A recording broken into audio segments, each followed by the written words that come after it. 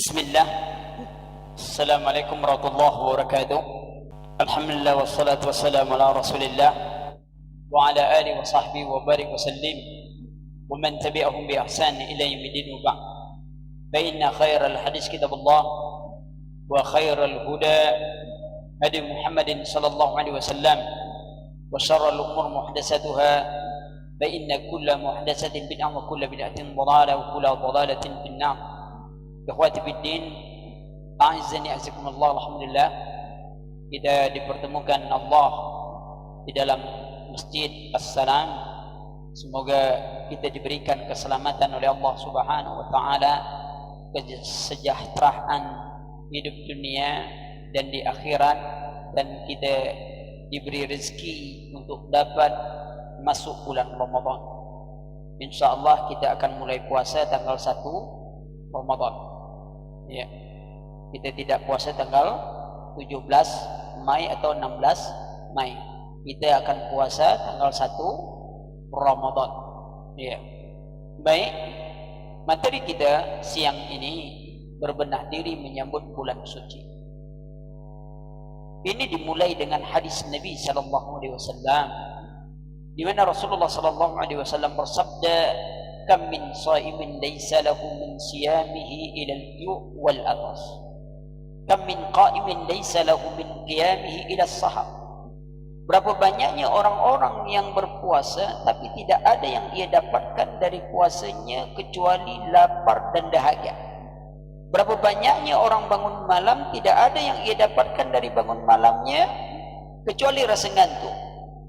Dari hadis ini memberikan isyarat ada yang perlu kita benahi dari puasa kita, karena hampir setiap tahun kita ngulang itu Ramadan, ya. Layaknya kita harus ada introspeksi, muhasabah, karena perjalanan waktu kadang-kadang membuat istiqamah kita goyah. Sebentar aja jarak kadang-kadang tuan, hati itu dinamakan hati karena cepatnya berbolak-balik. Itu dinamakan qalb karena inqilab, mudah.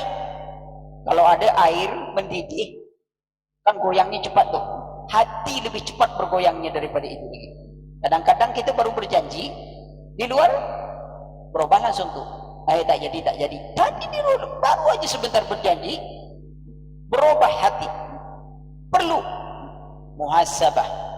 Bisa kita berbenah diri, karena yang akan kita sambut adalah guru keimanan, guru dari ketakwaan. Ketika Allah Subhanahu wa taala berfirman, ya ayyuhallazina amanu kutiba alaikumusiyam kama kutiba alal ladzina min qablikum la'allakum tattaqun. Wahai orang-orang yang beriman, diwajibkan atas kalian berpuasa sebagaimana diwajibkan kepada orang-orang sebelum kamu, sebelum kalian. Perhatikanlah ketika Allah memanggil orang beriman, seruan iman di dalam Al-Quran sekitar 89. Seruan ya ayyuhallazina amanu. Kalau yang ini ya ayyuhallazina amanu kutiba alaikumusiyam, kalau tidak salah itu seruan kelima. Karena seruan pertamanya ya ayyuhallazina amanu la taqulu ra'ina wa qulu zurna. Ini jelas di dalam surah Al-Baqarah ayat 104. Ya, ayat 104-nya halaman 16 biasanya. Ya. Kalau yang ini ayat 108 ya halaman 28. Kalau tidak ikut baris kedua di tengah-tengah sedikit sampai baris keempat di ujung awal, kalimatnya la'allakum tattaqun, halaman 28. Tapi kan kita tak ngaji pojok memojok kan, kita kan ngaji tak pojok memojok, ya. Ayatnya dihafal, jangan nomor. Kita ngapal nomor. Kalau nak nentu nomor halaman, ada rumusnya. Halaman juz, ada rumus. Saya kasih rumus sebentar. Kalau juz 15, halaman pertama 15 kurang 1. Berapa tuh? Kali 2. 28. Tambah angka 2. 282. Juz 15 halaman pertama 282. Halaman terakhir 15 kali 2 30. Tambah angka 1. 301. Nah, itu halamannya, Pak. Kalau cuma untuk ngamal itu aja. An-Naba juz 30. Juz 30 halaman berapa itu? 30 kurang 1 29. 29 kali 2 58 tambah 2 582. Mesti juz 30 itu halamannya 582 halaman pertama. An-Naba 40 ayat. Satu halaman 15 baris. Berarti halaman 1 ayatnya berapa? Ayat 1 sampai ayat 30. Ayat 31 sampai 40 itu mesti di halaman 583. Baris pertama sampai baris ke-7. Ya. Tapi apa itu kita ngaji? Kita kan tak ngaji itu ya. Untuk apa kita ngaji kita? Untuk bangga-bangga. Otak kita hebat. Kita lebih pintar. Ini itu. Tidak. Mari kita lihat, perhatikan apa yang dikatakan oleh Allah Subhanahu wa taala. Ya ayyuhallazina amanu kutiba alaikumus syiyam kama kutiba alal ladzina min qablikum la'allakum tattaqun.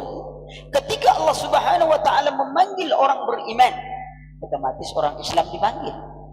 Karena orang mukmin itu adalah orang muslim yang paling baik keislamannya. Orang Islam banyak, Pak. Kalau kita nengok tak solat pun jangan coba bilang tak Islam. Ngamuk dia kalau dibilang tak Islam tuh. Walaupun tak solat, kadang-kadang tarawih rajin. Solat Isya tidak. Tarawih rajin dia. Solat Isya ya. Karena ngamalkan pahala sunnah kan. Yang sunnah nilainya wajib. Hadis yang doib itu dipakai. Yang sunnah amalan jadi wajib. Akhirnya dia solat sunnah saja, tak perlu lagi solat wajib. Kadang-kadang ada kasih perbukaan tapi tak puasa. Kenapa? Kan satu kali bagi orang berbuka pahalanya sama orang yang berpuasa. Kalau satu hari 30 orang, sebulan 900 kurang 30 hari kita tak puasa, kan masih ada lagi 870. Masih lumayan kan? Dengan modal sekecil-kecilnya dapat pahala sebesar-besarnya. Subhanallah. Hitungan matematika. Semua jadi itu. Apalagi hadis yang tersebar kan banyak. Man shoma Ramadan iman wa ihtisaban ghufira lahu ma taqaddama min dhanbi. Man qama Ramadan iman wa ihtisaban ghufira lahu ma taqaddama min dhanbi. Man qama Lailatul Qadri iman wa ihtisaban ghufira lahu ma taqaddama min dhanbi. Semuanya ampunan dan maaf dari Allah. Ampunan dosa. Siapa yang puasa bulan Ramadan penuh keimanan, mengharapkan ganjaran dari Allah, dihapuskan dosa yang telah lalu.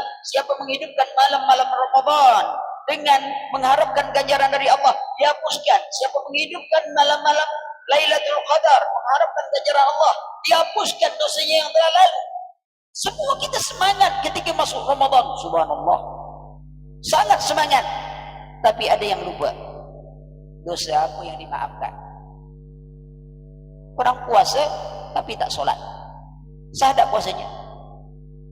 Puasanya sah. Tak perlu dia ganti. Tapi dia tidak dapat bagian ampunan Allah. Karena untuk dapat ampunan Allah dikatakan oleh Nabi sallallahu alaihi wasallam, as-salatul khamsa wal jumu'ah ila jumu'ah wa ramadan ila ramadan mukaffiratun lima bainahunna idza tanabatil kaba'ir. Salat 5 waktu, Ramadan ke Ramadan, Jumat ke Jumat, Ramadan ke Ramadan, menghapuskan dosa yang di antara keduanya dengan syarat menjauhkan diri dari dosa besar.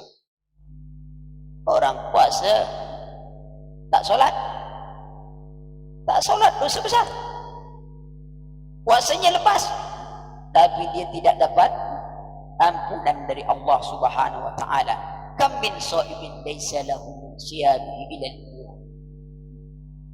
Maka ketika dipanggil orang beriman, diperintahkan untuk berpuasa, kemudian dikaitkan dengan ketakwaan kepada Allah Subhanahu wa taala, apa rahasia di antara ini?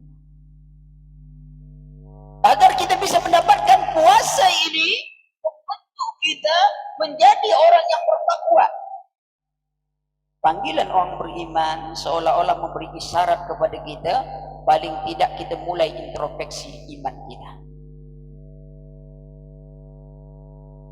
Memuhasabah amalan kita, timbangan amalan kita. Apakah betul selama ini menjelang Ramadan amalan kita itu betul-betul sudah berada di atas tuntunan, atau ternyata kita amalan tak lagi di atas tuntunan? Apakah amalan kita selama ini sudah berjalan meningkat? Yang awalnya cuma sekedar amal saja, lama-lama sudah jadi kebutuhan hidup kita. Sudah sampai di situkah ibadah kita perlu ada pemeriksaan supaya kita tahu ini Ramadan untuk apa? Apakah hanya sekedar untuk mengulang kenangan lama? Apa? Makan bersama, buka bersama, begitu Ramadan yang ada di pikiran kita tuh, mantap juga nih acara Ramadan tahun ini katanya. Kalau kemarin rendang-rendang aja, mungkin tahun ini kita tingkatkanlah. Yang dibicarakan peningkatan itu apa? Acara buka bersama. Setiap nak mulai, semua nak buat acara. Koreksi kini iman kita. Sejauh mana iman kita kepada Allah Subhanahu wa taala? Laisa al-iman bitaman wala bitaraju, walakin al-iman ma'rifatu biqalbi wa qawlun bilisan wa 'amal biarkan. Iman itu bukan khayal, bukan angan-angan. Allah datangkan untuk ujian keimanan kita. Sampai di mana iman kita kepada Allah? Dan kalau kita bicara iman kepada Allah, disebutkan oleh para ulama, Syekh Utsaimin menyebutkan ada 4 tingkatan. Tingkatan pertama, iman pada wujudnya Allah. Kalau kita bahasa Indonesia, bahasa kita itu, beriman Tuhan itu ada. Kalau soal ada Tuhan, semua makhluk yang berakal mengatakan ada Tuhan. Oh, ateis tak ngakui ada Tuhan. Kan cuma tak mengakui, kan Tuhan tetap ada. Dia ngaku tak ngaku, Tuhan pasti ada. Lihat, kalau soal ngaku-ngaku, iblis saja ngaku ada Allah. Apa bedanya kita dengan iblis? Bahkan iblis lebih tahu. Sejelek-jelek dia pernah masuk surga kan? Awak belum masuk surga lagi. Kalau sempat mati masuk neraka ketemu iblis, lucu kita jadinya. Mati dalam syirik pula lagi ya. Kalau syirik kan mati kekal dalam neraka. Kalau ketemu iblis kan kena ketawain besok. Rasain nanti masuk ya. Jadi anak jelek-jelek pernah juga masuk surga. Ente tak pernah masuk surga sama sekali. Nah, sebelum diketahuin iblis, jangan soal ngaku-ngaku. Semua ngaku, iblis ngaku. Ketika Allah Subhanahu wa taala berfirman, "Qala ma mana'aka alla tasjuda iz amartu."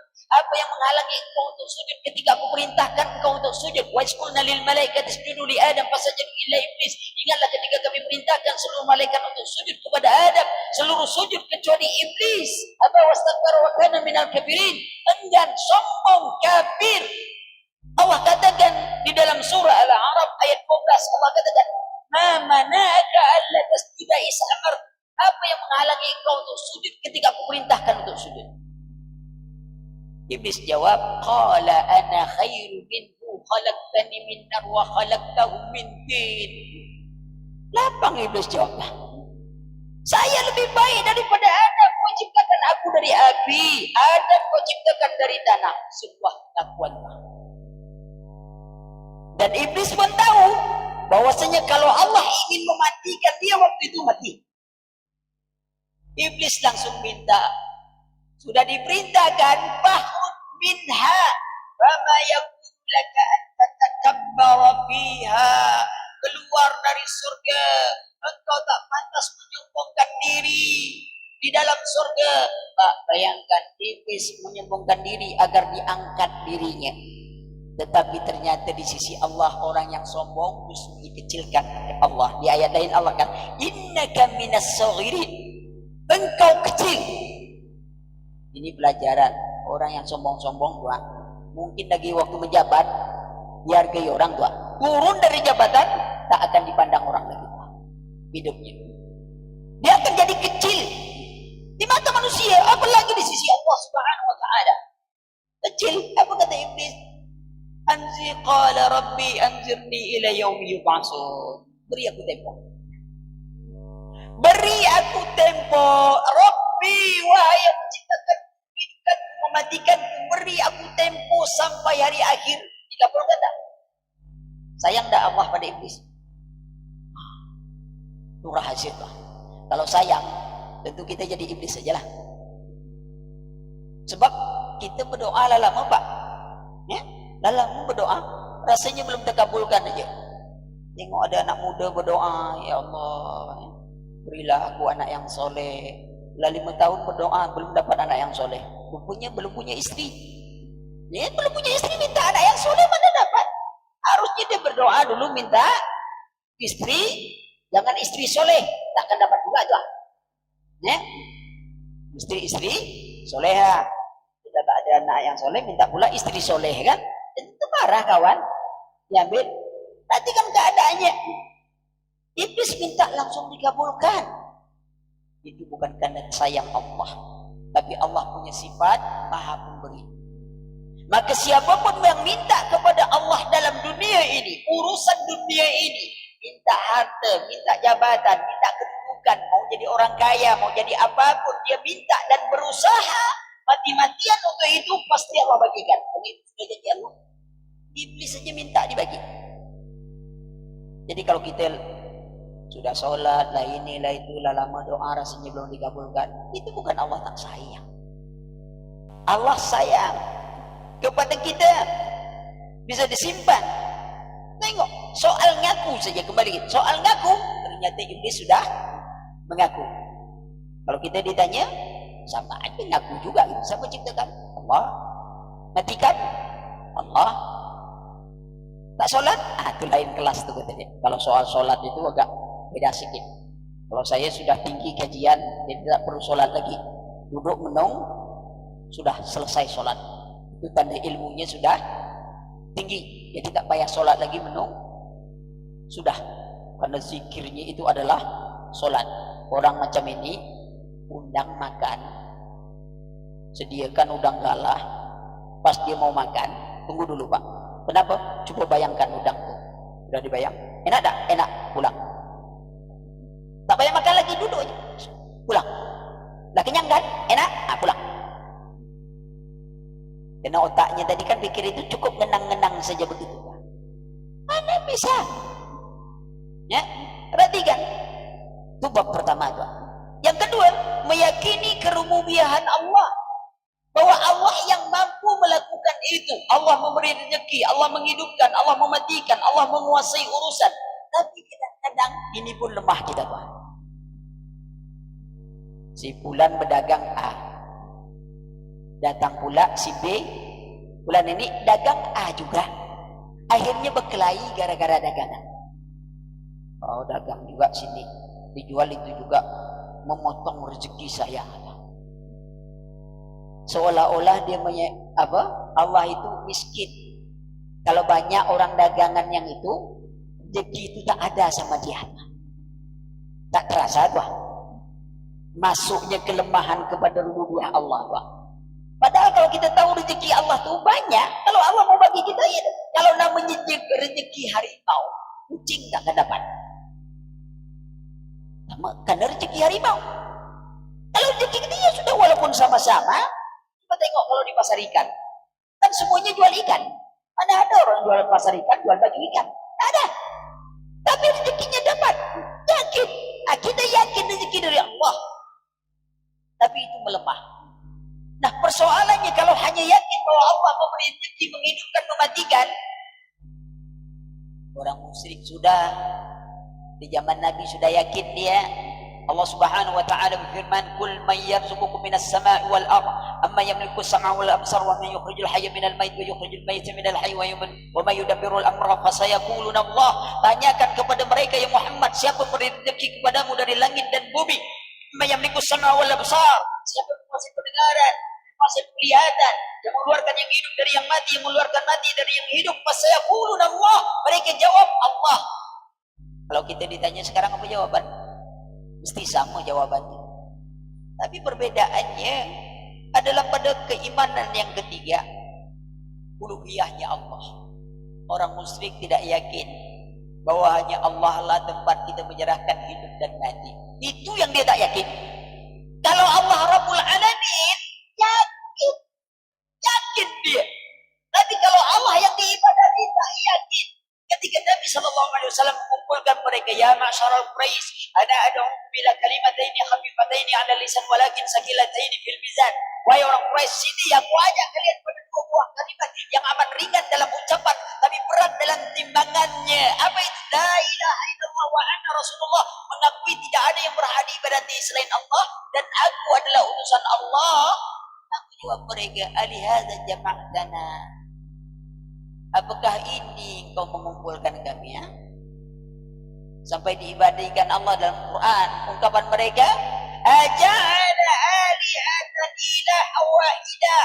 Apakah kau ingin menjadikan Tuhan kami yang banyaknya menjadi satu saja? Inna hadza la syai'un ujab. Ini ajaran aneh. Pantas Nabi katakan, bada al-islamu ghoriban wa sayaudu ghoriban wa tuba lil ghuraba. Islam awal datang asing, menentang arus, besok kembali jadi asing, menentang arus. Hari ini betapa asingnya Islam, sangat asing. Kalau nengok orang pakai celana di atas mata kaki, laki-laki asing. Tapi kalau perempuan di lutut, asing. Itu beda-beda tipis saja. Semua asing, ditakuti orang. Kalau nengok anak muda rajin mengaji, cemas. Nah, ngajinya jangan dalam-dalam. Ngapa? Nanti gila. Tuh nasihat tuh Pak. Yang satu nasihat lagi, nah, jangan terlalu fanatik, nanti jadi teroris. Ngaji dalam, bilang terlalu fanatik, teroris. Jadi ya kita biasa aja, biasa tak ngaji, ya, biasa tak sholat, ya biasa-biasa aja kita. Semuanya keterasingan. Ya buktikan sampai di mana keimanan kita pada Allah, ibadah kita kepada Allah sudah tak penuh. Koreksi ibadah Tuhan, sempurna dah. Sudah dah ibadah kita ini betul-betul lillah. Kadang-kadang kita tu taklim sajalah dulu. Saya kadang-kadang pernah nih Pak, di sini saya tak tahu karena baru sekali kan. Kadang satu tempat saya tanya, si Fulan kemana? Tak ngaji ya? Enggak, hujan Pak Ustaz. Oh, hujan. Dia punya motor tak? Dia bilang, punya. Terus, jas hujannya tak ada Pak. Itu terbalik otaknya tuh saya bilang. Kok terbalik? Motor 15 juta dia beli, jas hujan 150.000 tak terbeli dia. Tak terbalik cara berpikir juga. Dia buka aja ban motor tuh, beli jas hujan. Kenapa tuh? Cuma tak bisa ngaji, karena ban motornya sudah terjual. Tapi kenapa dia tak punya persiapan? Ini jas hujan untuk pergi taklim. Kenapa dia tak punya persiapan? Mana ada ikhwan masuk ngaji megang tangan. Kenapa tanganmu? Taklim kemarin Pak, terlalu banyak catat, jadi bengkak tangan saya. Tak ada belum tuh. Yang ada kenapa tanganmu? Main voli Pak, saya pikir bola plastik, rupanya bola bowling dipukul Pak. Jadi bengkak tangan. Semua ada khusus. Kita kalau olahraga, Allah jangan disebut lagi. Semua tas khusus tuh. Main futsal, sepatunya lain Pak, baju lain, tasnya lain. Tenis meja lain bednya. Tak mungkin tenis meja dengan golok kan? Bolanya lain, tasnya lain, topinya lain. Setiap olahraga punya tas sendiri. Semuanya sepatu pun lain, bajunya lain, topinya lain. Sekarang taklim punya dak. Ini taklim akidah, ini tasnya tuh. Ini taklim bahasa Arab, ini tasnya tuh. Kadang-kadang itu lantas dicampakkan ke sungai itu, mati kan semua gara tas tuh. Tak ada, bukan anda suruh antum banyak tas, tapi kita ini tak pernah ingin mengkhususkan untuk akhirat, tidak. Kalau untuk dunia dikhususkan, ibu-ibu berapa banyak tas. Ini tas kondangan, ini tas walimah, ini tas arisan. Semua ada tas. Tapi giliran taklim, Allah, itulah tas yang dipakai selama-lamanya. Tak ada tas yang baru. Tengok.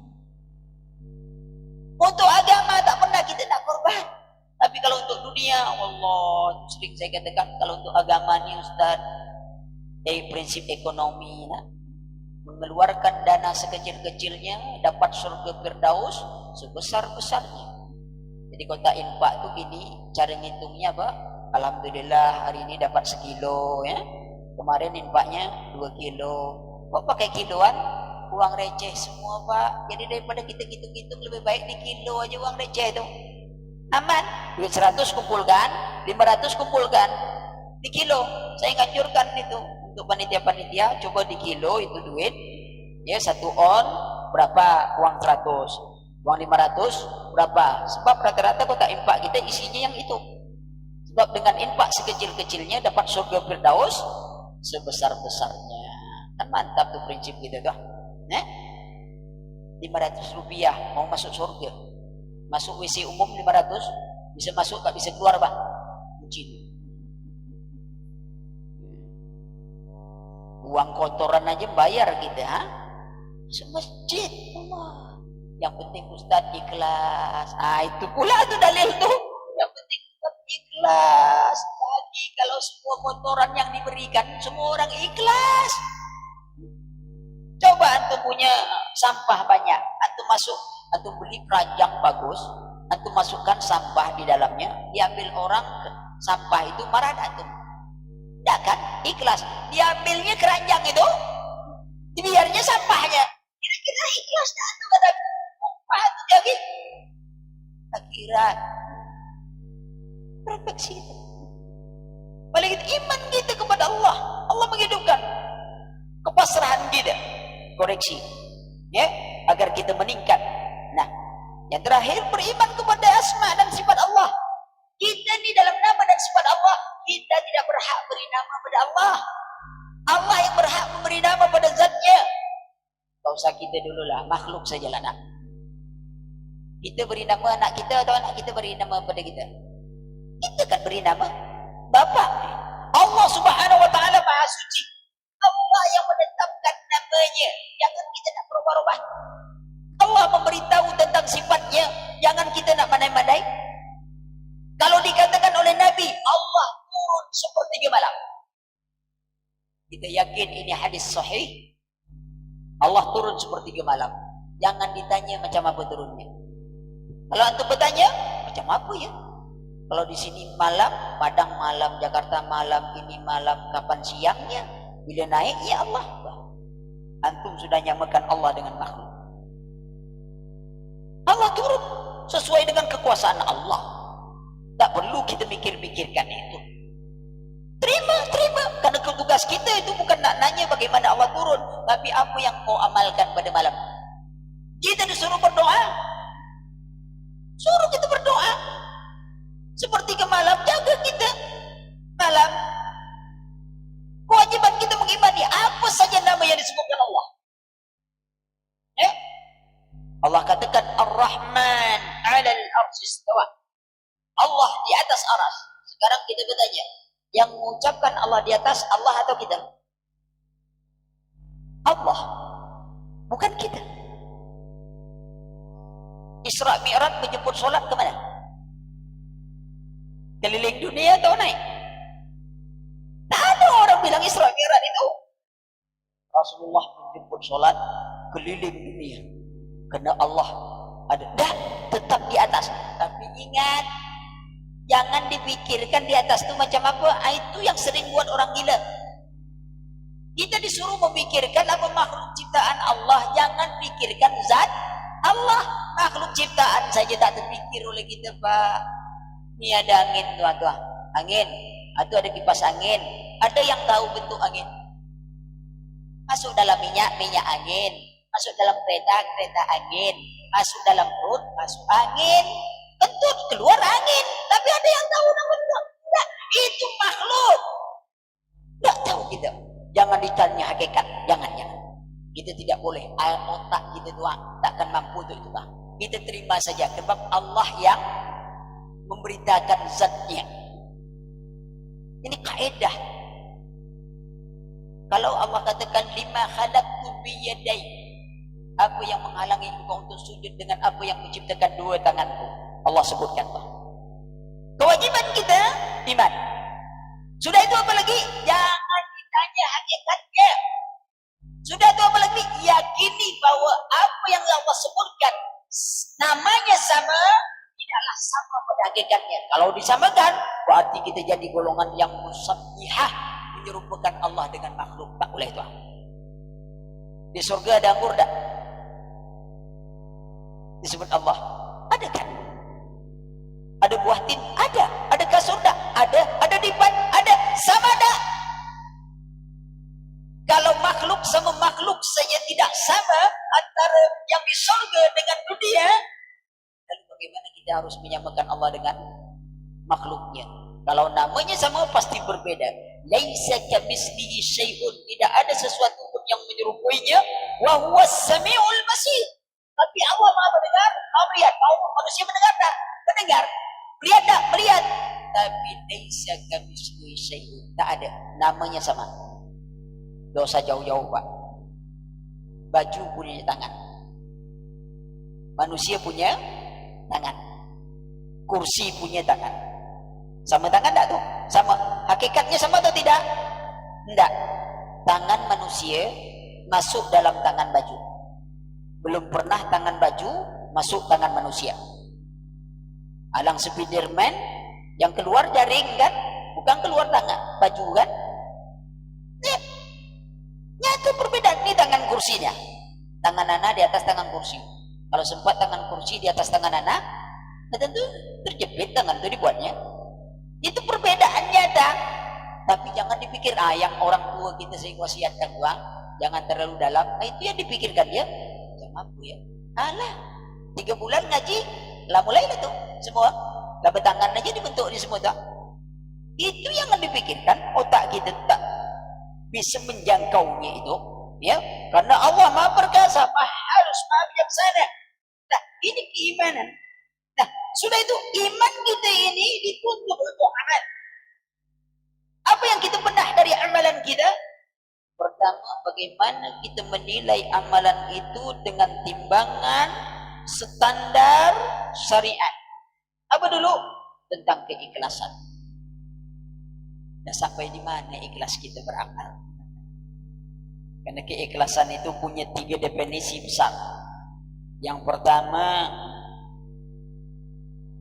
setiap amalan tidak ada tujuan kecuali ridho Allah. Lawannya nanti itu syirik besar.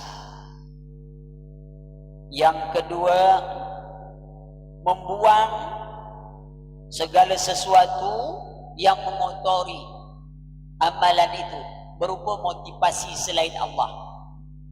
Kita kadang taklim, motivasi kita bukan Allah. Kadang orang pergi taklim dengan motivasi nak nagih hutang. Lagi, antum di mana? Saya lagi assalam nih. Maksud tak ngaji. Antum kan ada hutang sama mana? Iya. Datanglah ke assalam, insyaallah saya bayar hutang. Rupanya datang itu bukan taklim, datang nak nagih hutang. Ada lagi motivasi itu ustaz. Tengok ustaznya dulu. Mana ustaznya? Lah pernah masuk TV, apa belum? Ada pernah keluar TV. Ada lagi itu pernah terjepit di TV. Ada ustaz lain satu lagi tak keluar dari TV, ya. Jemaah lah nengok pula tu. Nah, salah juga lagi tu. Ada lagi jemaah taklim tengok orang banyak. Naik motor, tengok masjid, belum ada orang, mutar. Datang satu lagi pakai motor, tengok lagi, belum ada orang, mutar. Akhirnya 100 orang tuh mutar masjid, sebab belum ada orang dalam masjid. Itulah taklim juga. Macam-macam tipe orang taklim. Nah, sudah ada timbangan keikhlasan amalan kita itu. Yang kedua lagi, keikhlasan itu merapikan. Yang ketiga tadi adalah sesuai, zahir dan batin itu sesuai. Kalau yang pertama ridho Allah, lawannya syirik besar. Yang kedua, ini lawannya syirik kecil. Yang ketiga, sesuai amalan yang zahir dan batin, lawannya sifat nifaq. Periksa amalan kita. Kadang-kadang kita beramal tuh Ramadan ini, Pak. Ini betul-betul banyak peluang setan, Pak. Nak buat amalan kita itu tak ikhlas. Ada saja caranya. Kadang infak kita, kadang baca Quran kita. Yang lebih hebat lagi, Ramadan ini kita suka nanya bacaan Quran kawan. Tak berapa juz? Kata kawan, dah 30. Cepat betul. Ya saya mulai dari juz 30, salahnya kata dia. Awak nyangka dia lah tamat, rupanya dia mulai dari juz 30. Awak nyangka lah sebentar aja. Suka nanya. Sementara awak tak baca. Apa suka nanya amalan orang? Belum begitu boleh. Tapi kenapa nanya amalan orang? Orang mungkin tak mau lapor kepada kita. Apa setiap orang harus lapor? Dia hafal Quran dengan antum, dia baca Quran tidak. Sudah tu tadarus malam. Coba tengok. Jam 2 malam, mik kuat-kuat. Sampai tetangga tak bisa tidur. Tetangga satu lagi begitu. Itu ngaji, wallah. Semua irama dibawa. Yang panjang dipendekkan, yang pendek dipanjangkan, Allah. Pokok-pokok irama lah. Yang penting irama. Mantap, pakai mic besar-besar. Apa tak bisa tadarus sendirian? Di rumah dia menyembunyikan amalan. Peluang. Belum lagi permukaannya. Pisang beli, kolak dibeli, kolak pisang dibeli. Makannya bakwan. Allah. Semua yang dibeli untuk bukaan tadi itu dibeli tuh. Bakwan dimakan. Aneh ini orang. Yang anak satu minta cincau, yang anak satu minta kelapa, satu minta nangka, satu minta pepaya. Antum beli aja es teler kan tak banyak, bisa. Minta cincau, ambil situ. Kelapa ada juga situ. Nangka di situ juga, kan lumayan. Banyak dia bisa makan. Intinya lah, bisa. Keikhlasan. Sudah itu periksa lagi timbangan amalan kita dengan timbangan apa? Standar syariat tadi. Sunnah Nabi. Sebab yang diukur nanti sunnahnya sesuai tidak. Dosakan itu, Pak. Itu pakai helm. Punya standar tak? Punya standar nasional. Tiba-tiba, ya karena kita ini orang ahli kan, pintar. Biasa orang pintar kan ide-idenya banyak. Akhirnya dia buat helm 5 kali lebih besar daripada helm biasa. Beratnya ditimbang agak 10 kali lah. Tiba-tiba dia pakai itu helm. Orang razia kena tangkap atau tidak? Tangkap. Kenapa? Karena dia pakai tidak sesuai standar.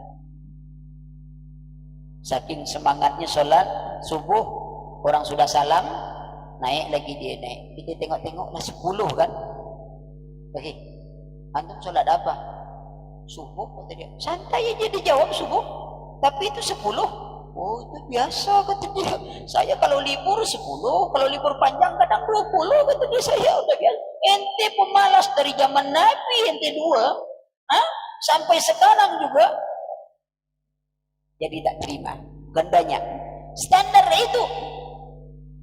Kenapa dengan standar ini harus kita ikuti? Karena persoalan kita kepada Allah dan Rasul atau secara umum, persoalan kita bukan bagaimana kita membuktikan cinta kita kepada Allah, tapi bagaimana kita mendapatkan cinta Allah.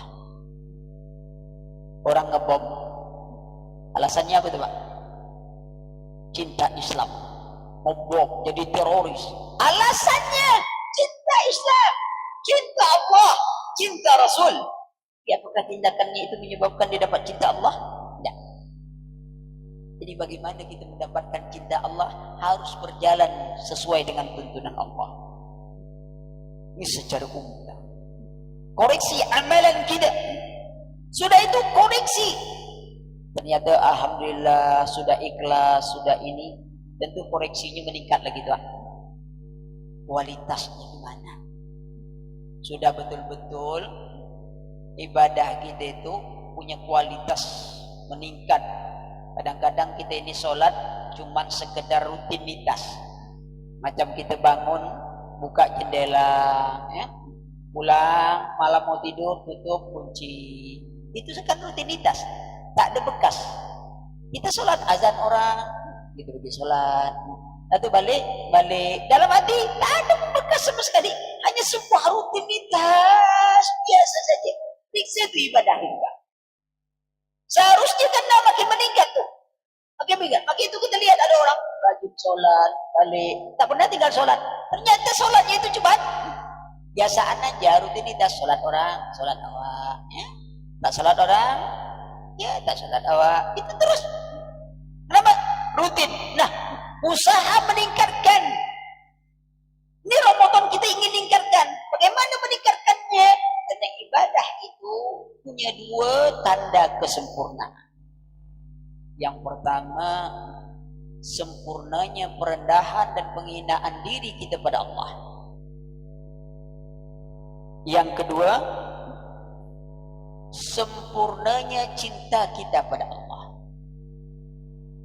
Sempurnanya perendahan diri kita pada Allah, coba kita periksa dengan 3 timbangan. Pertama, timbangan kebutuhan. Artinya kita ini hamba Allah yang lemah. Kita bergantung kepada Allah. Layaknya orang yang bergantung, dia akan mendatangi gantungannya itu dengan merendahkan diri. Sudah tak periksa yang paling deteksi, sholat dulu. Kalau kita butuhkan, mesti tak ada keluhan. Dulu kita kecil-kecil, kalau sudah datang Ramadan itu, hati itu senang bukan main. Allah, lebaran lagi. Coba tengok orang gini. Kalau lah datang Ramadan tuh bukan senang. Allah, Ramadan lagi kita. Utang kemarin belum terbayar, ya? Celana kemarin belum dijahit, kata dia. Semuanya mengeluh datang Ramadan. Dulu sangat senang. Anak-anak kita tuh sudah subhanallah, senang, hati gembira. Ini kadang-kadang sebagian ibu-ibu, Allah, belum lagi lah Ramadan pula lagi, kata dia. Keluhan, ya, sama ketika sedang jerang ini pedagang lah seminggu tak ada jual beli, tiba-tiba hari itu ada orang nawar barang dagangan, sedang tawar menawar, belum jelas nih pembelian nih, terdengar suara azan. Kira-kira dia pergi sholat atau masih tawar menawar dulu? Paling-paling dia jawab, muazin ngerti juga, awak belum jual beli, lah azan dulu, cuma selesai jual beli, enak. Walaupun dia sholat tak sesuai syarat dan rukun, mudahan diterima oleh Allah. Tapi cara dia menjawab panggilan itu menunjukkan kualitas amalan, Pak. Sebenarnya sholat itu kalau tak wajib, tak datang dia, lebih penting dia berdagang, Pak. Tapi kena wajib, ialah ada. Periksa amalan kita, Pak. Kadang-kadang baru tahap di situ, Pak. Belum betul-betul kita butuhkan itu, penantian kita. Enggak, kita tak menantikan. Bayang, karena kalau kita butuh, hati itu dengan Allah senang. Itu pertama, Pak. Nuntut ilmu. Sudah ada kebutuhan kita. Kadang-kadang orang nuntut ilmu daripada tidak. Ngaji yuk. Apa? Nah, daripada main-main, daripada main-main. Awalnya gitu. Nah, kita meningkatkan ibadah kita semuanya. Yang kedua, bisa meningkatkan lagi kualitas ibadah kita dari samping kebutuhan adalah karena kewajiban kita untuk taat. Kita ini kan hamba. Allah itu khalik, kita ini makhluk. Allah Tuhan, kita budak. Kalau kita menjadi hamba Allah, kita beruntung. Kenapa? Karena Allah tidak bergantung pada kita. Coba kalau kita jadi hamba manusia, semua usaha kita untuk dia. Sekarang jadi hamba Allah, sudah ada itu kebutuhan kita apa? Sudah ada. Ketaatan kita murni dan mutlak. Saya sering contohkan dengan orang yang datang kepada tukang cukur. Kita kalau datang ke tukang cukur, tidak ada protes tuh, Pak. Duduk, potong. Kata tukang cukur, duduk. Kira-kira berdiri atau duduk kita? Mesti duduk. Duduk kata dia, duduk gitu. Ditengok dia orang biasa kan, mulai main kepala. Mereng gitu dia. Sini lagi, tak ada melawan. Kalau ditengoknya ada kedudukan sikit, pakai tenaga dalam dia. Pak, mereng sikit. Mereng boleh gitu. Ke belakang sikit. Udah tuh diambilnya. Gunting kepala tuh, rambut digunting ini semuanya. Belum cukup. Pasrah. Diambilnya pisau. Apa kabar? Lari apa tidak? Tidak lari. Di depan mata kita itu pisau biasa. Hah? Kabarnya baik-baik aja Pak ya? Ya. Udah itu langsung ke leher. Jenggot nih mau diapakan Pak? Masih senyum enggak tuh? Masih senyum ikhwan. Coba kalau pisau itu dipegang orang gila. Senyum enggak antum nengoknya Pak? Padahal belum tentu orang gila itu enggak akan ngejar kita. Cuma dia pegang-pegang aja dia kita tutup kita.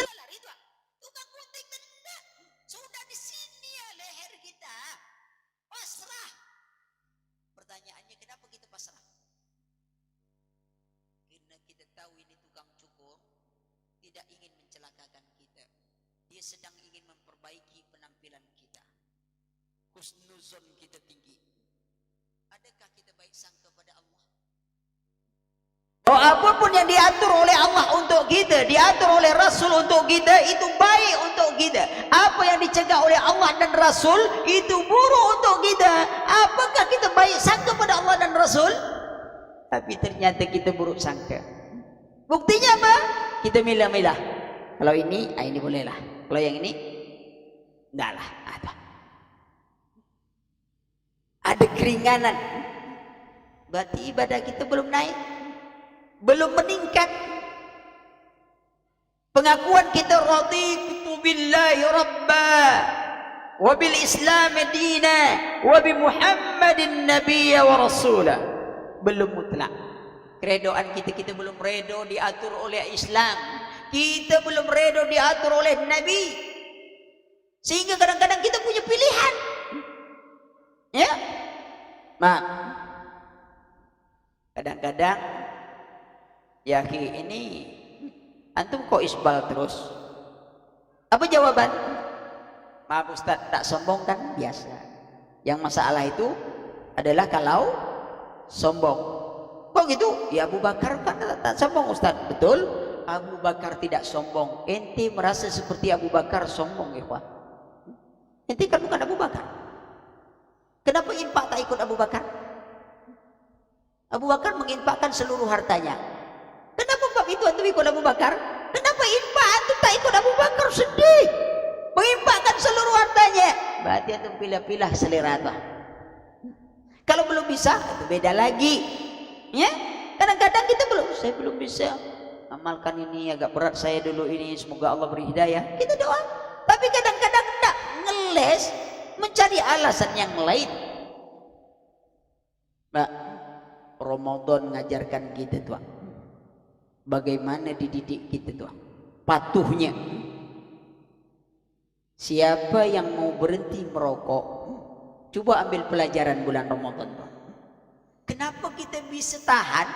Dari pagi sampai menjelang berbuka tuh, makan lain tak ada, minum tak ada, semua tak ada. Yang kita berkata saya tidak bisa berhenti merokok, itu berhenti itu merokok tuh. Apa yang sebab dorongan berhenti? Ya, iman kita itu mendorong kuat. Kita tahu ini mudarat, buruk kepada kita, ini kita, dan kita sedang taat kepada Allah. Iman itu kuat, kalah. Hati kalau ingin berhenti, coba ambil pelajaran Ramadan tuh. Insya Allah tuh. Tapi ternyata tidak. Selesai berbuka, mulai sepur tuh berjalan. Kalau tak ngepul, tak bisa berjalan. Ya, itu adalah kita ajar tuh. Diajar oleh Ramadan. Ya, tadi itu tadi ketaatan.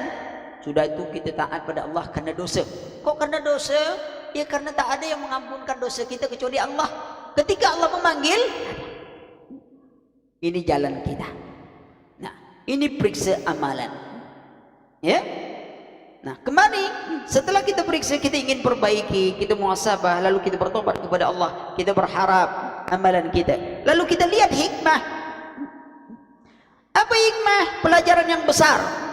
Ketika Allah Subhanahu wa taala memanggil orang beriman, disuruh berpuasa, dihubungkan dengan takwa, ada pelajaran besar. Ramadan dia memberi bekal takwa kepada orang beriman dengan dua pelajaran yang besar. Apa itu? Rasa syukur kepada Allah dan didikan kesabaran. Nah, coba bayangkan nikmatnya berbuka bersama. Bapak pergi kerja, pagi bapaknya sudah kerja, jam sekian ibunya kerja, anaknya pergi sekolah. Setahun kita rutinitas begitu, Pak.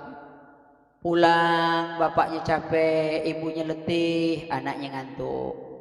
Tak pernah sempat tak duduk makan bersama, Pak. Pagi bangun begitu juga, ya. Begitu bulan Ramadan, subhanallah, siang pun dia tak dapat, tapi malam dia tetap bisa makan bersama, Pak. Sahur bersama, sebuah nikmat yang besar. Lah setahun dia tak pernah duduk di meja bersama, tak pernah sama anak, tak pernah sama istri, ya. Jangankan untuk duduk seperti itu, di majelis pun tak sama. Yang istri sibuk dengan BlackBerry, yang bapak lek nopo, orang anak ora opo-opo, tak bertemu semuanya, sibuk dirinya masing-masing, keadaan tak ada bertemu, mobilnya masing-masing. Ramadan waktu berbuka, kalau tidak waktu berbuka, sahur mereka duduk sama Allah. Itu sebuah syukuran, Pak. Manusia itu kan baru rasa syukur tuh kalau lah hilang. Enaknya punya gigi itu kapan? Tengok orang makan jagung, gigi tak ada, ditelan jagung keluar jagung. Kalau kita telan kopi, keluar kopi, namanya kopi awak. Luak telan kopi, namanya kopi luak. Mana yang dibeli orang? Kopi awak atau kopi luak? Kopi luak. Jadi tak guna juga kita nak bangga-bangga hebat-hebat. Luak nelan kopi, keluar kopi dibeli orang. Awak nelan kopi, keluar kopi dimarah orang. Bukan dibeli, dimarah orang. Jadi tak guna kita nak bangga-bangga diri kita. Dengan luak aja sudah kalah kita dah.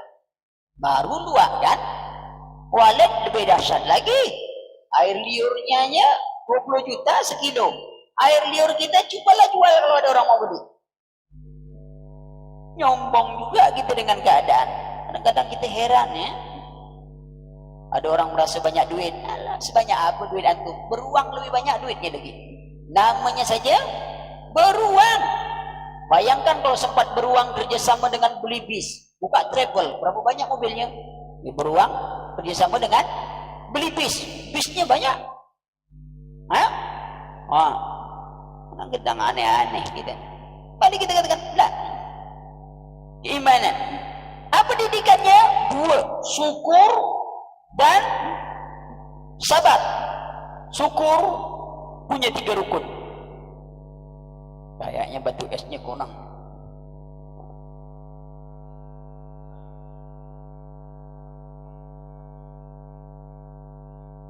Saya biasa habis es, Pak, habis kajian. Itu masalahnya. Agak apa? Memang sangat es itu nikmat, Pak. Makan soto kan harus pakai es. Kalau tak pakai es, foto itu. Suami aja pakai es, namanya suami. Sholat pakai es. Surga pakai es. Itu neraka tidak pakai es.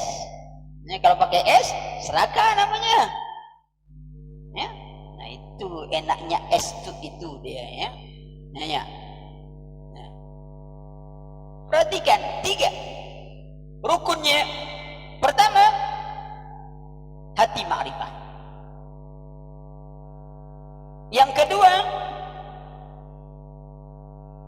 lisan memuji atau menampakkan nikmat itu. Yang ketiga, menggunakan nikmat sesuai dengan tujuan pemberi nikmat. Logika umum.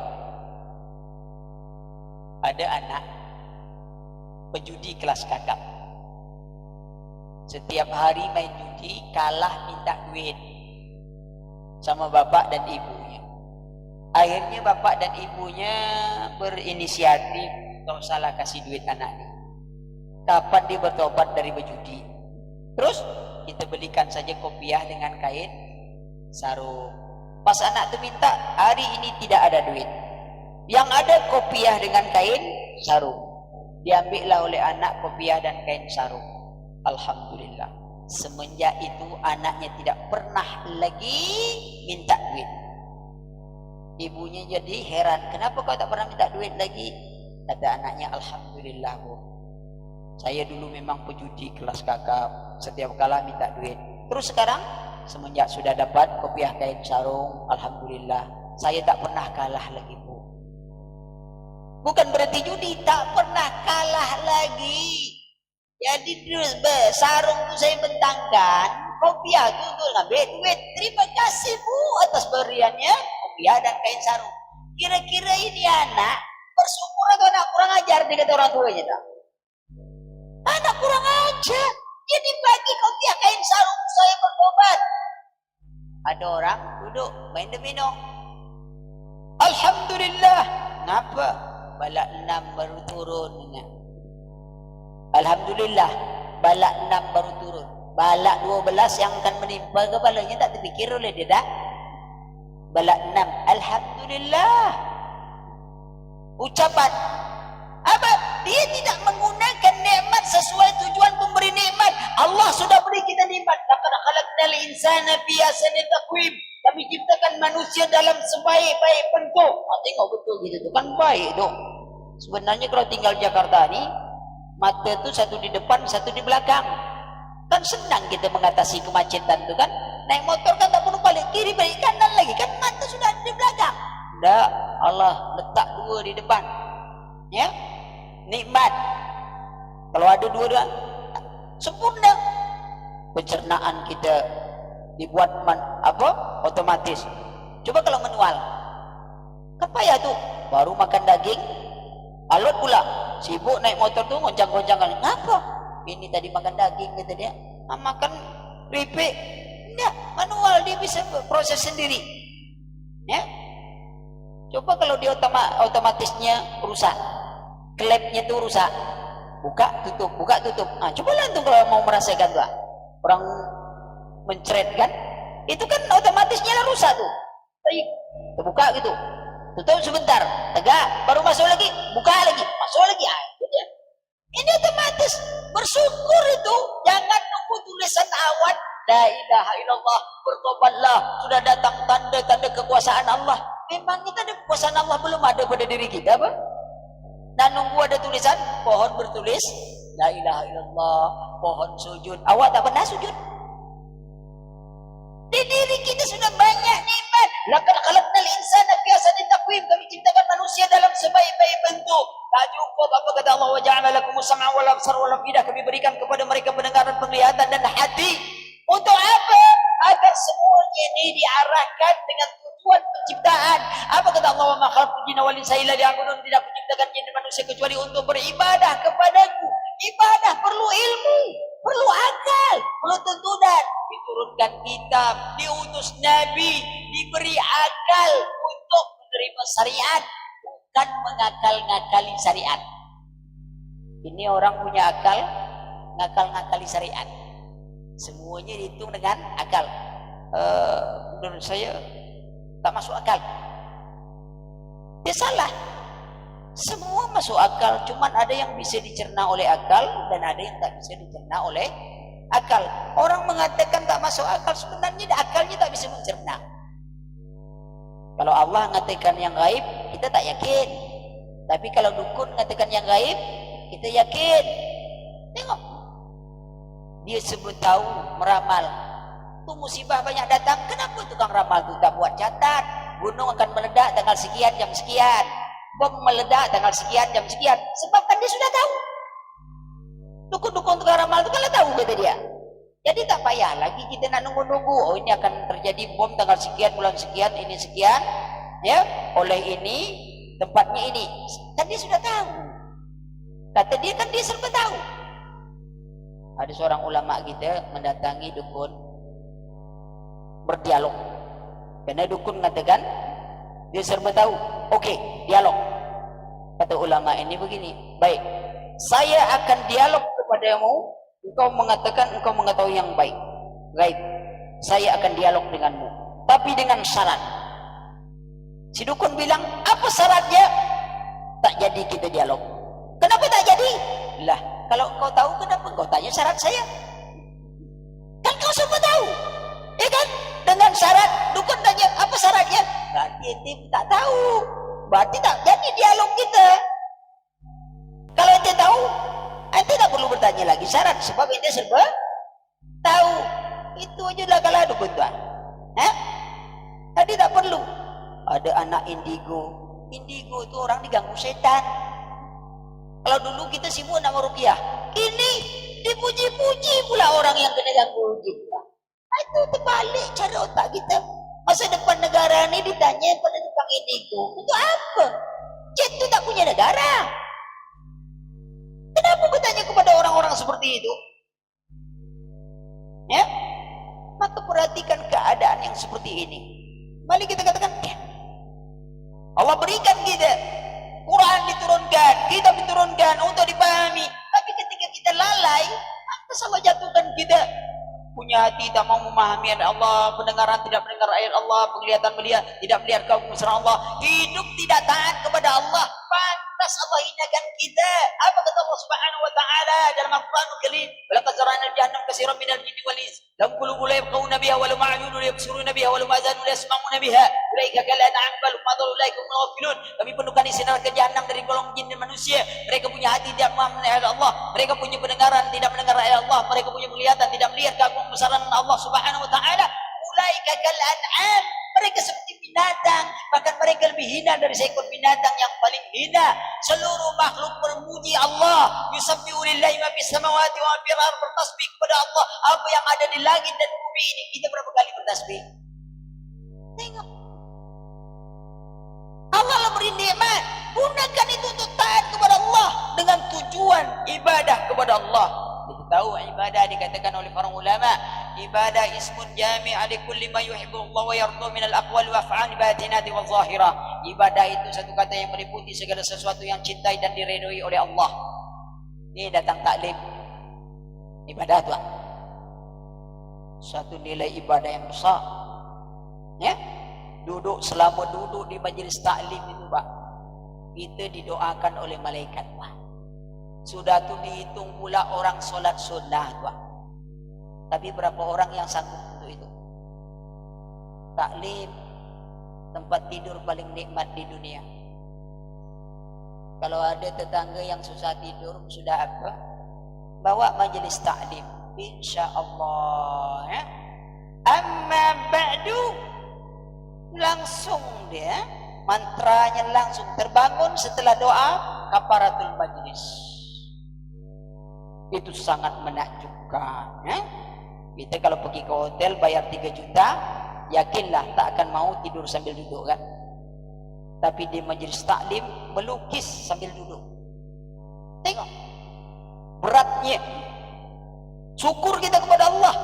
Gunakan nikmat, Allah berikan nikmat begitu banyak kepada kita. Ya. Allah berikan hati. Nah, meningkatkan rasa syukur kepada Allah itu ya tentu tingkatkan bagaimana marifat Allah, mengenal Allah, belajar agama kita. Kita kalau belajar tadi itu tadi, kalau belajar agama tak boleh dalam-dalam, tak boleh fanatik, yang biasa-biasa aja. Coba kita kalau punya istri atau kita suami mau jadi suami biasa, enggak kan? Kita mau jadi suami yang istimewa di hadapan istri kita. Istri kita juga ingin menjadi yang istimewa. Kalau diundang orang ingin jadi undangan istimewa, ya, semuanya istimewa. Kenapa kita tidak mau jadi hamba yang istimewa di hadapan Allah?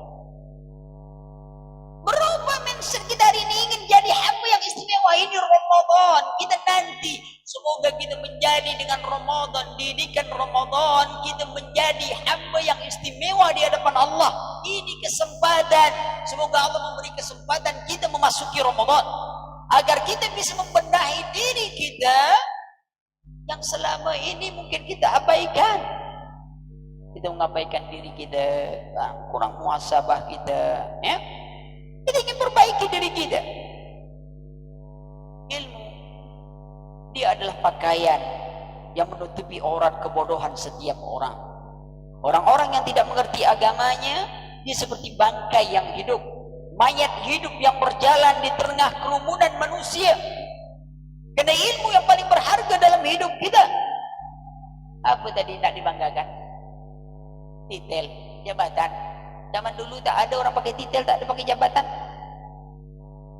Harta. Kadang-kadang susah kita dengan harta. Ya, hanya ilmu. Ilmu yang dimuliakan oleh Allah Subhanahu wa taala. Iman kita, amal kita. Inna Allah la yanzuru ila ajsamikum wa la ila suwarikum walakin yanzuru ila qulubikum wa a'malikum. Allah tak lihat bentuk kalian, harta kalian, tapi Allah lihat hati kalian, amalan kalian. Sampai di mana amalan kita? Menjaga ini susah, Pak. Istiqomah itu susah.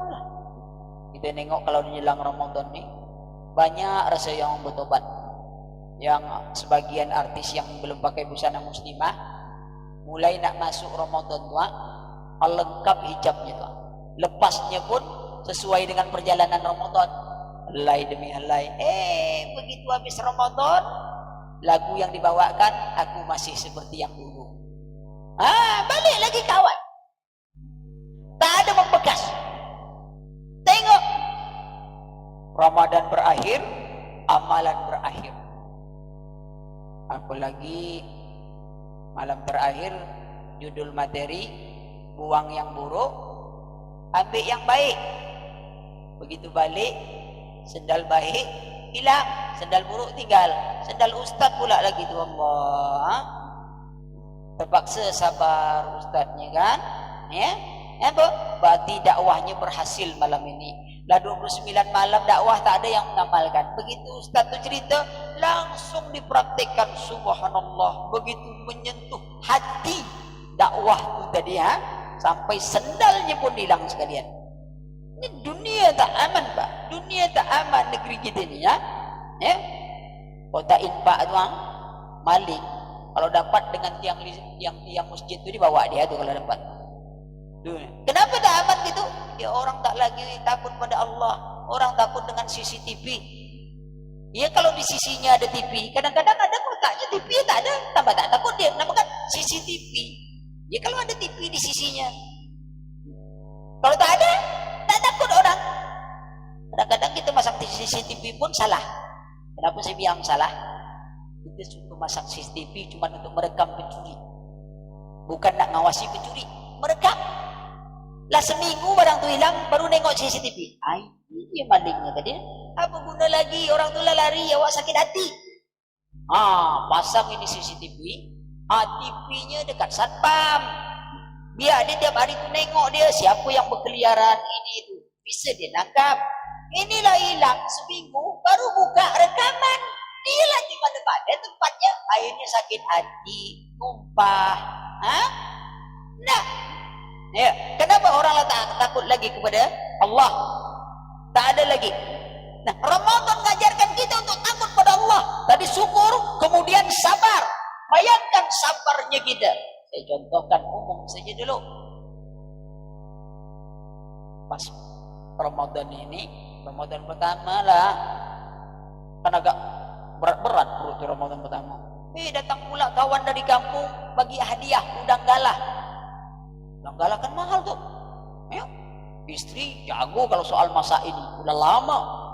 Istri ambil udang besar-besar, goreng presto. Saking di presnya sampai minta tolong itu udang. Tolong gitu. Itu namanya presto. Sampai minta tolong. Udah tuh istri pergi, anak tak ada. Tinggal kita berdua dengan udang galah. Mata ke sini, udang galah itu kan lah digorengkan, matanya masih melotot aja tuh, Pak. Istri tak ada, semua tak ada, kita mandang dia. Perut berbunyi, Allah, betul-betul. Perut tu laparnya sudah macam dering HP. Ya? Tengok, kira-kira berani tak ngambil itu? Tidak. Kenapa kita tak ngambil?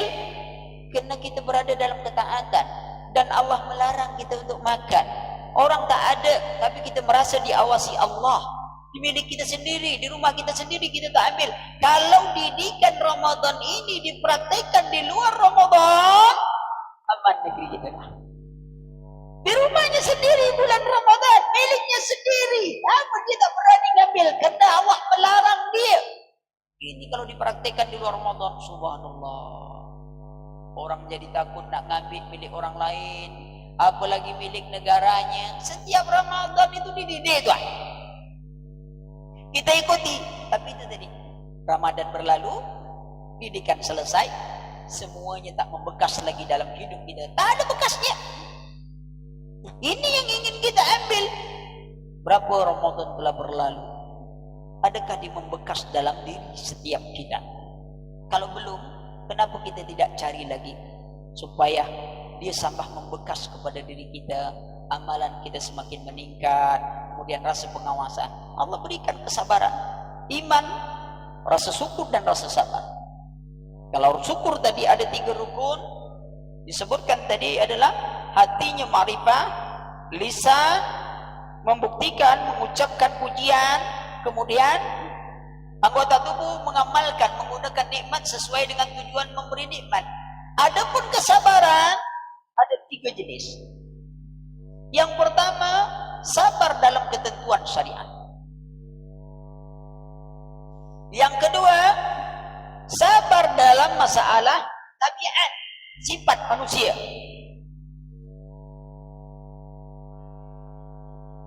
Yang ketiga, sabar dalam musibah. Sabar dalam ketentuan syariat ada 2.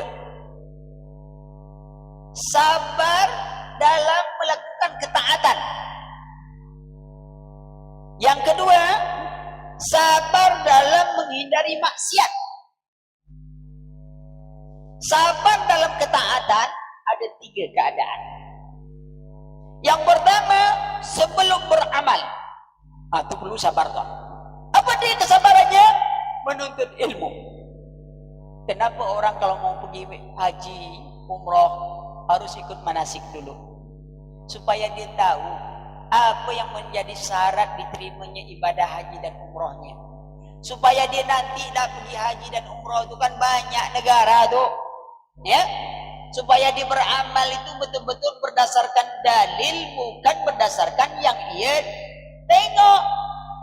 Cobalah kalau ada orang pemenang belajar agama tak pernah, ini tak pernah, tiba-tiba pergi umrah. Taruhlah saya lah dak, saya bimbing umrah dan jemaah saya ini betul-betul awam, cuma semangatnya untuk umrah pergi, tapi saya tak pernah ngasih manasik. Pas sampai di Mekah, waktu tawaf, karena badan kecil, tentu laju saya tuh. Jemaah kan belum tahu. Udah jauh saya baru sadar ada jemaah di belakang. Mana jemaah tadi? Saya bilang, karena badan saya pendek, orang Arab tinggi-tinggi nak. Saya ambillah sapu tangan, saya tulis Ustadz Ali. Maksudnya di depan. Cari kayu sedikit adalah tongkat. Ternyata masih pendek juga. Karena awak tuh semekor kan, semeter kotor gitu kan. Akhirnya apa? Melompatlah saya. Dengan maksud apa? Supaya jemaah tahu bahwa saya masih di depan. Tapi karena jemaah ini tak pernah diajar manasik, dia nengok, itu ada Ustadz Ali itu depan tuh. Oh gitu cara tawaf. Akhirnya semuanya melompat tawaf karena tak pernah ikut manasik. Dia pikir itu cara tawaf. Padahal anunya itu supaya tahu ada di depan. Itu akibat tak belajar. Kita harus belajar. Awal itu belajar. Al-ilmu qabla qawli wal amal. Ilmu itu sebelum ngomong dan ngamal. Kalau kita tak tahu, kita tak ngamalkan, kita tak ditanya. Tapi cuma kita ngamalkan, kita tak tahu, kita jadi masalah. Ya awak ngapa tak ngamalkan ini? Saya tak tahulah. Enak, keluar kita masalah. Ya? Tapi ada orang pokoknya amalkan. Dalilnya dalil pokok pak. Pokoknya amalkan, pokoknya ngamalkan. Dalil pokok aja mana ada dalil pokok? Ya? Nah ini tak bisa, harus punya dalil. Kalau ada orang kena setrum listrik, Antum mau menyelamatkan, harus tahu dah caranya. Harus tahu, kalau tidak kita yang kena setrum. Maka itu harus berilmu, ya. Apalagi untuk dakwah, berilmu. Nah, saat beramal sabar. Ini siap, ayo sabar. Mana yang belum makan, mungkin kampung tengahnya mulai berbisik-bisik. Kawan bilang, matikan HP. Sudah, itu bunyi tadi itu apa tuh? Yang mana? Bunyi itu apa tuh? Oh, itu kampung tengah, kata dia. Sabar. Apalagi waktu puasa. Subhanallah, kesabaran itu sangat besar. Giuran itu sangat banyak. Di bulan Ramadan, iblis dibelenggu, syaitan dibelenggu, Pak. Tapi kan Rasul tak mengatakan syaitan tak mengganggu. Kan dia dibelenggu, tapi kan dia masih bisa mengganggu, menggoda kita masih ada. Maka itu kadang-kadang kita tergoda. Terus saya katakan, pergi ke pasar, pisang beli, kolak dibeli. Kolak pisang dibeli, bukaan bakwan. Yang dibeli dia apa? Semua dibeli untuk hanya nengok. Kata orang Melayu itu musau mata. Asal apa yang dia nak dibeli, tapi tak dimakan. Maka lihat, perlu kesabaran. Setelah beramal, waktu beramal perlu sholat tarawih. Ya, apalagi yang setengah juz, naik pula yang 1 juz. Wah, itu sabarnya perlu tinggi itu. Ya. Tapi kalau masyarakat belum, jangan. Nanti waktu amin ramai bunyinya, waktu salam tak ada orang lagi di belakang. Ya, biasa-biasa aja. Ya, ada tempat-tempat yang tinggi. Perlu kesabaran. Kemudian sabar lagi kita di dalam setelah beramal. Ramadan ini, Pak, peluang untuk riak itu banyak. Cerita, saya sudah apa itu, infak di sini, infak di situ, apa ini, semua itu paling mudah keluar. Menjaga ini, ya ayyuhallazina amanu la tubtilu sadaqatikum bil manni wal adza. Wahai orang beriman, jangan kalian hapus pahala sedekah dengan manni, mungkin adza, menyakitkan hati orang yang kita bantu. Perhatikan keadaan seperti ini. Kemudian sabar dalam tabiat manusia. Manusia menyintai harta. Siapa yang tak cinta? Dunia yang melimpah begini, ya. Siapa yang tertarik? Ad-dunya hulwatun hadirah, fa inna Allah ta'ala astakhlifakum fiha fattakun dunya wattakun nisa fa inna awwala fitnata bani Israel kanat bin nisa. Dunia ini ada daunan yang sedap dipandang mata. Kita kalau sudah punya satu ruko, kemudian kita sewakan satu lagi orang, lalu dia dagang lontong, laris. Apa yang ada pada otak kita? Kita nak ngambil itu ruko, nak jual lontong juga. Itu begitu kita ngambil, kita jual lontong, tak ada orang beli. Sebab orang bukan beli rukonya, masakannya. Lihat, semua iri. Semua orang. Kadang-kadang ada orang kaya di kampung ini, kaya di kampung, tak ada ini. Tapi ada pula orang miskin. Kalau mereka mati, Pak, masuknya sama tak? Tempat masuknya sama, tak ada beda. Mau kaya ente, mau miskin ente, banyak tempat masuk sama. Coba pikirkan itu, sama tempat masuk. Ukurannya pun tak lebar-lebar lah, 1,5 paling panjangan, atau 1 ini. Merek pula itu lagi. Tak ada bawa baju. Maka itu kata ulama, berapa banyak orang yang membangun rumah tapi bukan dia menempatinya. Berapa banyak orang yang menjahit pakaian, dia sendiri tak pernah menjahit, memakai pakaian yang dia jahit. Kita usaha mati-matian untuk dunia, tapi akhirat kita lalaikan. Kita kalau untuk dunia ini, itulah habis tuh usaha. Selagi daya upaya. Itu anak ibu masuk mana? Kuliah. Untuk apa? Ya masa depan dia lah. Yakin ibu kalau anak ibu itu masa depannya baik? Nah, belum tentu, Ustaz.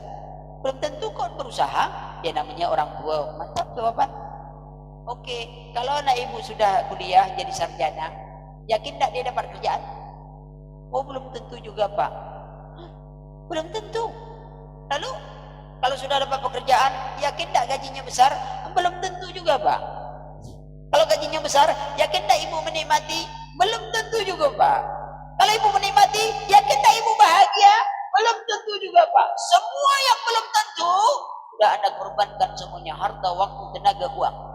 Mati yakin tak? Yakin? Sudah siap? Nah, itu belum kau. Yang pasti kita hadapi, tak pernah kita siapkan. Yang tak pasti kita hadapi, sudah kita siapkan. Jadi pintar apa bodoh sebenarnya? Ini jangan pula sudah itu anak disuruh berhenti kuliah. Ah, ini salah kajian tuh. Nak, berhenti kuliah? Tak pasti juga. Waduh, itu salah gaji itu. Hah? Mau kasih makan Pak? Mau makan? Nggak nak.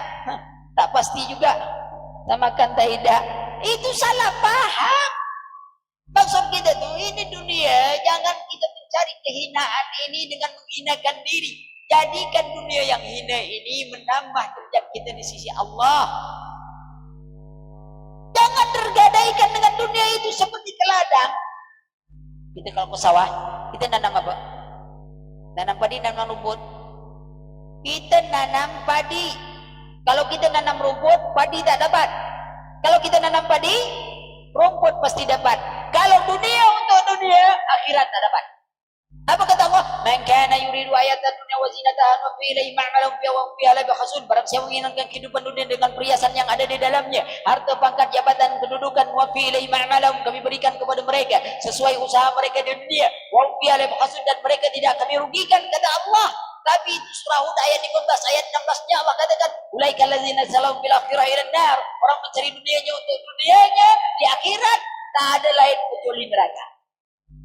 Tinggal kita nak pilih mana.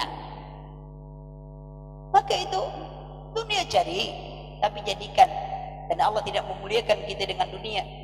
Maka jangan sampai dunia yang dihinakan oleh Allah sampai menghinakan diri kita. Ambil kemuliaan dengannya. Berapa banyaknya para ulama yang kaya-kaya. Imam Abu Hanifah itu kalau ngaji, dia suka nengok orang. Sebab dia orang kaya. Begitu selesai nanti ditengoknya orang tak punya pakaian tak ini dikasih tuh. Begitu. Kalau kita kaya manfaatkan. Abdullah ibn Mubarak. Abdullah ibn Mubarak itu ulama. Sampai dikatakan ulama lain semua kebaikan ada pada dia. Kenapa? Kayanya dia. Beraninya dia. Ulamanya dia juga. Istilahnya disuruhnya orang kampung dia, siapa yang mau pergi haji sama saya? Kumpulkan duit. Kayak travel lah ngumpul duit, pergilah ramai-ramai. Begitu pulang haji, suruhnya ngumpul semuanya, dibalikkannya duit semua orang yang kemarin tuh. Ini duit kamu kemarin, ini balikkan. Artinya selama pergi haji orang itu bersama dia gratis. Bayangkan duit kumpulkan dibalikkan. Kini ya, duitlah dikumpulkan tak dibalikkan, ceritanya gratis. Pokoknya dia yang gratis ngambil duit kita. Gratis dia pergi, duit kita yang damai dia. Tengok manusia gini zalim, ya. Maka kita lihat keadaan. Sampai jam berapa?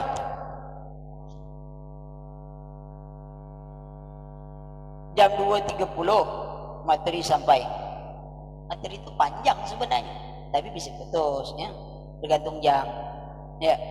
Jadi itu intinya, ya. Coba kita benah dari amalan kita, periksa hati kita. Maka kita perlu belajar dimanapun majelis, ya. Jangan setakat ini Ramadan, setelah Ramadan, ya. Karena kita sangat butuh dengan ilmu dalam hidup kita. Ini yang memberi kekuatan kepada kita. Ya, rasa dulu. Subhanakallahumma wa bihamdika asyhadu an la ilaha illa anta astaghfiruka wa atubu ilaik. Wassalamualaikum warahmatullahi wabarakatuh. Ada pertanyaan? Ada, Ustaz. Bismillah.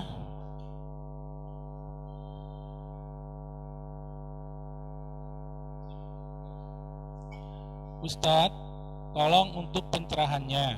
Kenapa ya dengan datang bulan Ramadan saya biasa-biasa aja? Ada apa dengan saya ya Ustadz?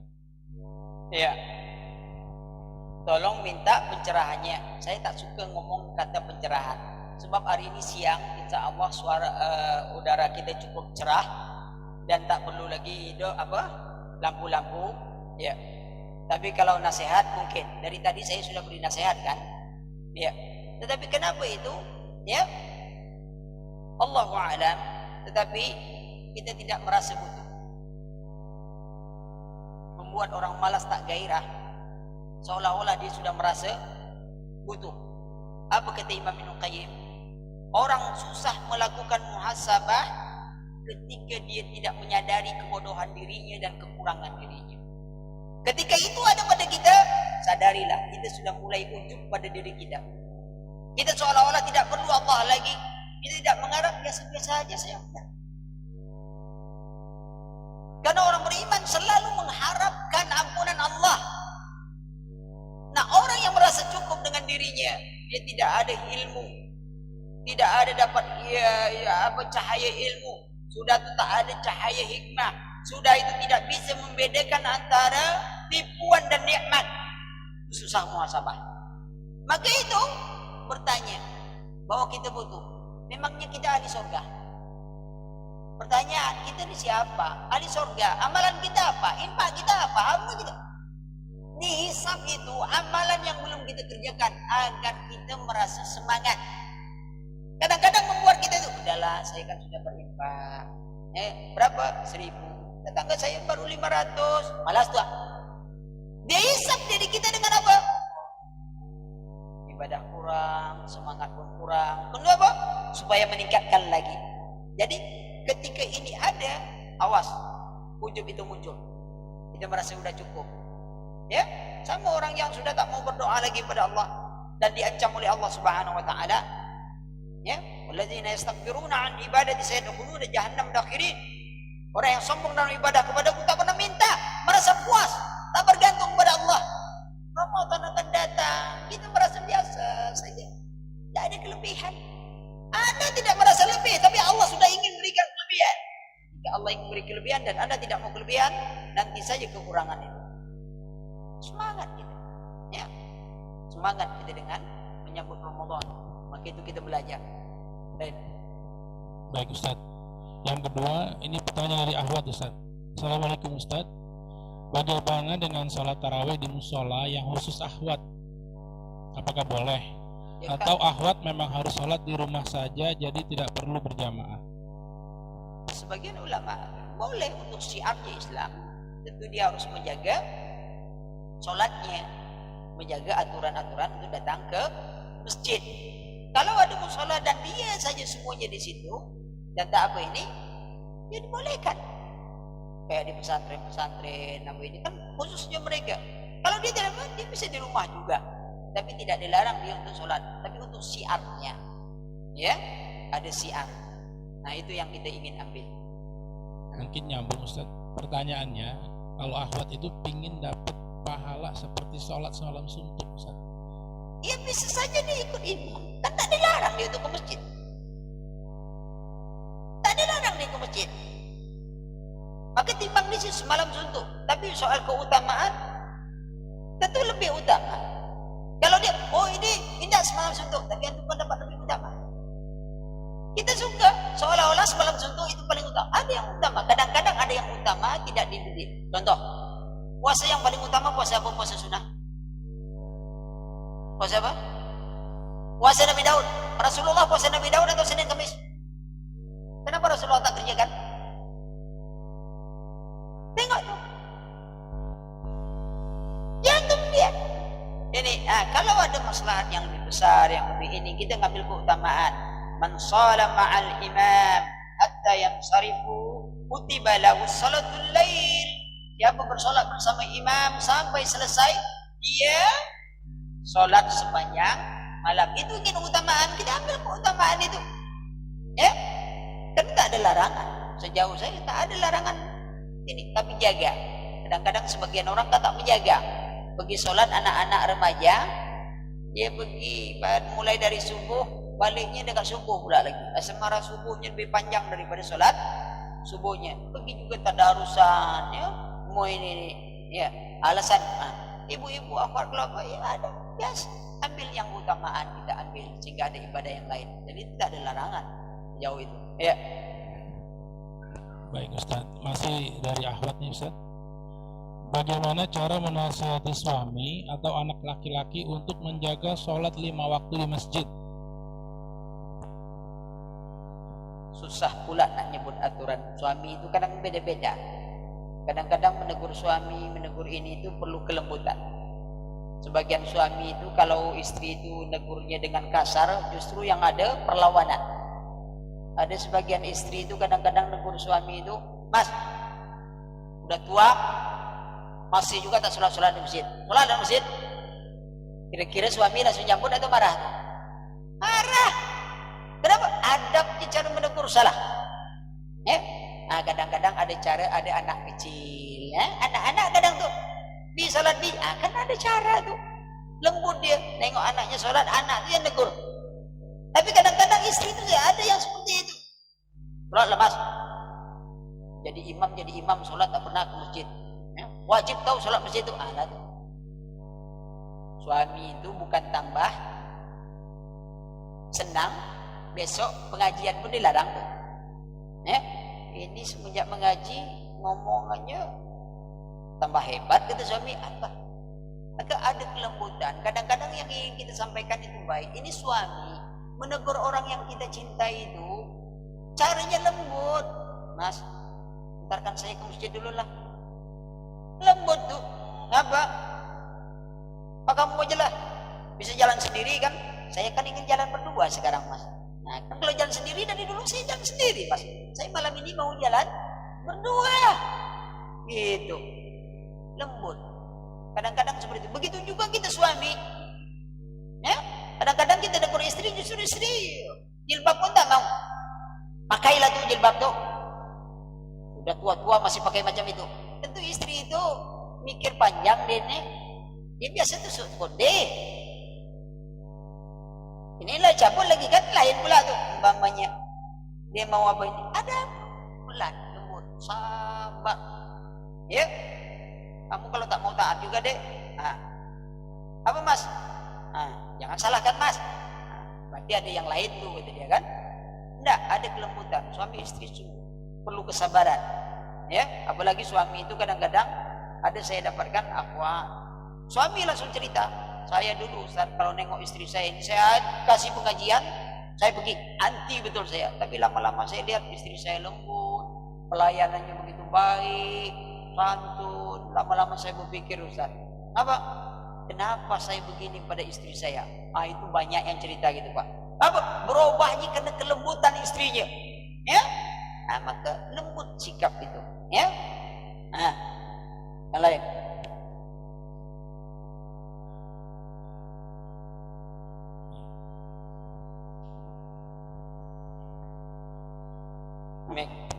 Suara saya sudah dengar, nak? Terlalu kuat. Ustadz, pertanyaan sedikit nih di luar tema. Bagaimana sikap kita apabila orang tua kita tidak mengakui kita sebagai anaknya? Dan bagaimana sikap kita yang harus kita pakai apabila hijrah kita tidak didukung oleh keluarga kita?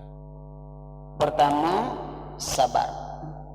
Yang kedua, bersikaplah baik. Bersikap baik kepadanya. Sikap kita baik, tunjukkan bahwa hijrah kita ini tidak mengurangi kasih sayang kita kepada orang tua, tidak mengurangi perhatian kita, ikhwan. Persoalan kadang yang muncul cara kita hidup ingin simsalabim. Contoh, ada anak muda yang baru hijrah, kebiasaan keluarganya makan pakai sendok. Anak ini baru hijrah, dapat sunnah bahwasanya makan itu mesti pakai tangan dan menjilat. Suatu ketika mereka makan bersama, semua tetap pakai sendok, sang anak tadi pakai tangan. Di depan ulah tuh dijilat pula lagi. Keluarganya perhatikan. Ada apa ente? Kok makannya kayak gitu? Bapaknya bertanya. Dengan santai, Pak. Bapak tahu tak ini sunnah? Makanya belajar, Pak. Kira-kira diterima bapaknya atau tidak? Tak akan diterima, ya Pak. Walaupun yang ia sampaikan baik kan, tapi caranya belum tepat. Apakah kita dilarang makan pakai sendok? Tidak kan? Yang dilarang makan sendok kan? Pakai sendok kan tak apa-apa. Pelan-pelan nanti ada bab. Nah ini yang kita suka tak sabar. Kita mau orang suksin salabin. Ikhwan, Nabi saja akhlaknya dipuji oleh Allah, dakwahnya 23 tahun. Masa kita ini siapa yang memuji? Mau dakwah 2-3 bulan, semua orang Jakarta harus tunduk. Jadi hebat betul kita daripada Nabi. Sabar itu dididik tuh. Kadang orang tak tahu. Kadang-kadang ada sunnah itu kalau kita amalkan jadi fitnah. Kok sunnahnya amalkan jadi fitnah? Karena kita salah menempatkan. Contoh, solat pakai sandal, sunnah tak? Sunnah. Antum pergi solat pakai sandal ke Istiqlal, kira-kira apa yang terjadi? Sunnah lain datang, sandal ke kepala antum. Apa? Cara mengamalkan. Antum kan bisa tunda dulu, karena ini bukan wajib. Ada sunnah yang hukumnya wajib, tak perlu antum selera orang. Nah, karena ini hukumnya wajib, tapi ini hukumnya hukum sunnah. Perlahan. Itu dakwah itu sabar. Orang tua dia tak ngakui kita, ini kita, antum coba lembut. Ya? Apa makanan kesukaannya orang tua diantarkan. Ya, ini banyak caranya. Sehingga nampak akhlak itu, adab itu diberikan. Maka itu yang punya pengaruh besar dalam dakwah kita. Ya? Dulu punya jenggot, semua orang disalami. Assalamualaikum Pak, apa kabar? Setelah punya jenggot, salam kawan tak dijawab. Assalamualaikum. Kenapa? Tak ada jenggot. Mata. Akhirnya orang takut semuanya kepada orang yang punya jenggot. Bukan jenggot masalah. Tapi masalah itu cara dia bawa. Sabar dalam dakwah. Kadang orang belum mengerti, setelah ngerti, itu bisa pelan-pelan. Ya. Ustadz, ini pertanyaan lain lagi. Mana yang dahulu diciptakan antara ars Allah dan kolam pena? Dan mohon nasihatnya agar kita tidak melakukan dosa yang dahulu pernah kita lakukan. Mana yang dulu diciptakan arasnya atau ini? Sebenarnya antum bertanya ini itu apa?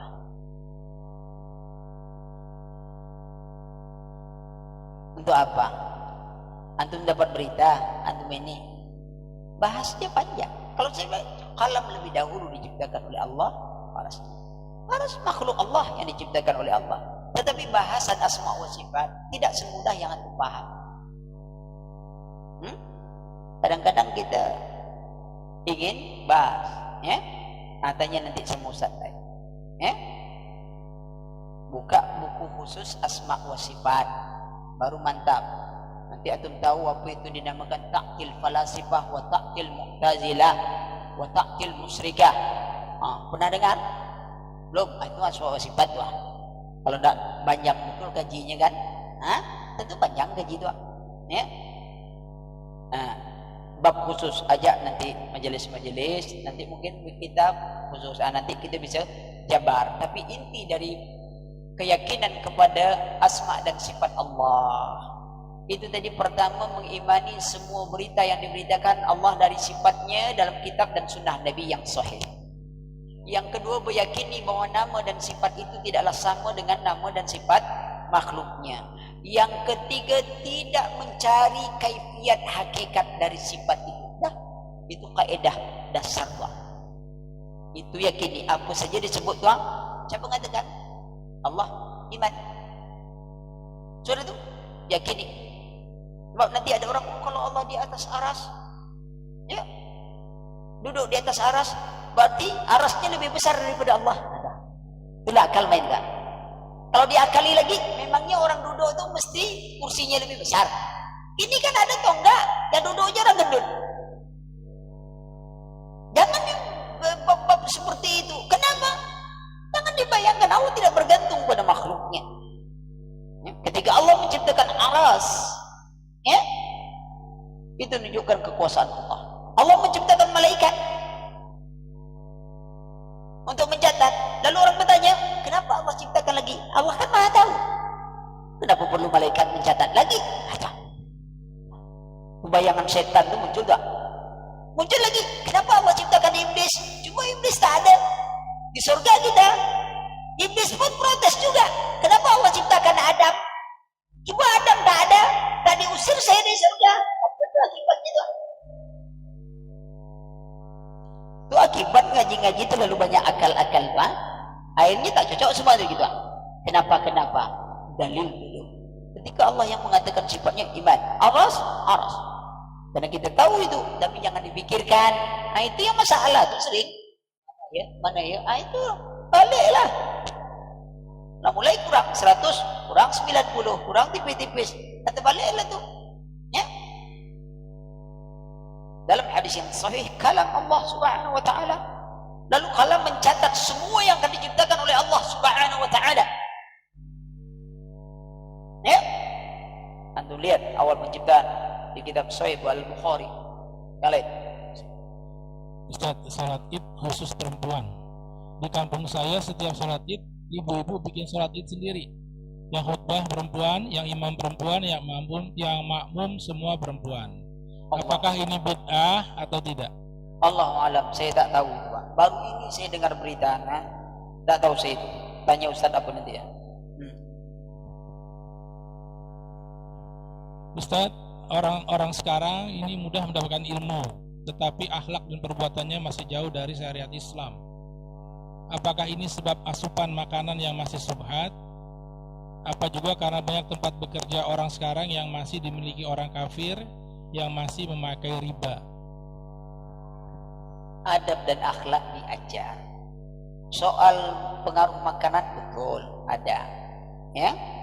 Tetapi adab dan akhlak itu diajarkan. Harus bedakan akhlak dengan moral. Pendidikan moral diberikan, tapi adab tak diberikan. Apa bedanya? Tengok. Orang kalau menyidangkan makanan, gelas kan di kiri tuh. Makan. Lalu dia minum tangan kiri. Salah tak moralnya? Moralnya salah atau tidak? Tak ada secara moral menyalahkan. Karena itu moral orang modern. Agama salah tak? Salah. Dia minum tegak sambil gantung gelas. Sudah gelas berat, dia adu pula lagi.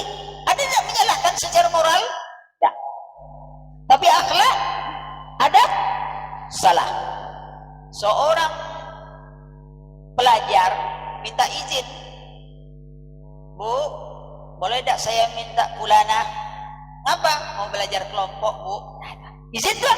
Yang ibunya bilang, oh silahkan. Sampai jam berapa? Jam 8, insya Allah pulang, Bu, kata dia. Jam 8. Pulang. Bulanah. Bulan bawa belajar tuh pergi. Jangan hati-hati ya. Pegang baik-baik. Pegang baik-baik. Naik motor. Si Bulanah, peganglah tuh. Abang dapat di jalan tadi tuh baik-baik. Oh, ternyata balik jam 10. Si Bulan kasih martabak. Karena dia tahu, tanya, Bulanah, ibu hobinya makan apa? Martabak. Kita beli martabak. Dibawa martabak. Maaf Bu, agak terlambat. Ya, ada pelajaran tambahan. Ibunya tak tanya apa yang ditambah anak dengan anaknya. Tak tahu. Nah, ini Bu ada sedikit oleh-oleh saguati. Apa? Martabak Mesir.